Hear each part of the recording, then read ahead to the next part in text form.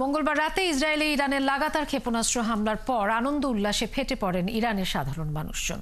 লেবাননের সশস্ত্র গোষ্ঠী হিজবুল্লাহর প্রধান হাসান নাসরুল্লাহ হত্যার প্রতিবাদে ইসরায়েলে এই হামলা চালায় ইরান। এতে উৎসব মুখর পরিবেশ দেখা যায় ইরাকের রাজধানী বাগদাদ, গাজা উপত্যকা ও পশ্চিম তীরেও। তবে সংঘাত আরও ছড়িয়ে পড়ায় আতঙ্কিত লেবানিজরা। আরও জানাচ্ছেন সৃষ্টি ঘটক। ইরানের আকাশ থেকে ইসরায়েলি ভূখণ্ডে একের পর এক ক্ষেপণাস্ত্র নিক্ষেপের খবরে মঙ্গলবার রাতে তেহরানের রাস্তায় নেমে আসেন হাজারো মানুষ। ব্রিটিশ দূতাবাসের সামনে অবস্থান নিয়ে ইরান এবং হিজবুল্লাহর পতাকা হাতে আনন্দ উল্লাস করেন তারা।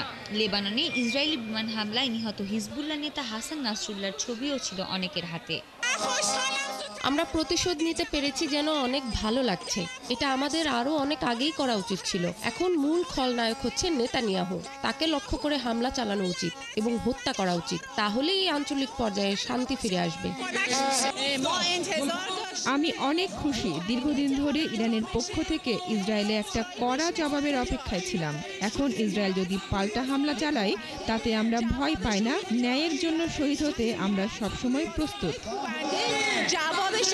মঙ্গলবার ইরান যে হামলা চালিয়েছে তার অন্যতম লক্ষ্য ছিল ইসরায়েলের নেভাতিম বিমান ঘাঁটি। যুক্তরাষ্ট্রের সংবাদ মাধ্যম CNN হামলার ভিডিও বিশ্লেষণ করে জানিয়েছে, ইরানের ছোড়া মিসাইলগুলো একের পর এক ঘাঁটিতে আঘাত হানতে দেখা গেছে। ইরাকের রাজধানী বাগদাদ ও দক্ষিণাঞ্চলীয় শহর বাসরাতে দেখা যায় একই রকম উৎসব মুখর পরিবেশ। বাগদাদের লিবারেশন স্কোয়ারের ফ্রিডম মনুমেন্টের কাছে বহু মানুষ জড়ো হন ফিলিস্তিন ও হিজবুল্লাহর পতাকা হাতে।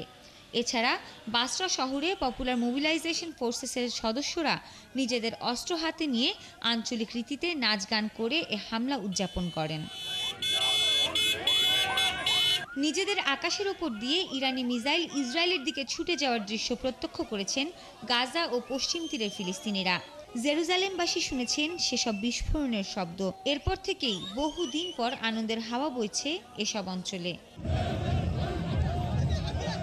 এদিকে ইরানের এই হামলার পর থেকে উদ্বেগ বেড়েছে লেবাননবাসীর। তারা বলছে 200 ক্ষেপণাস্ত্র হামলার জবাবে ব্যাপক তাণ্ডব চালাতে পারে ইসরায়েল। সৃষ্টি ঘটক, 71।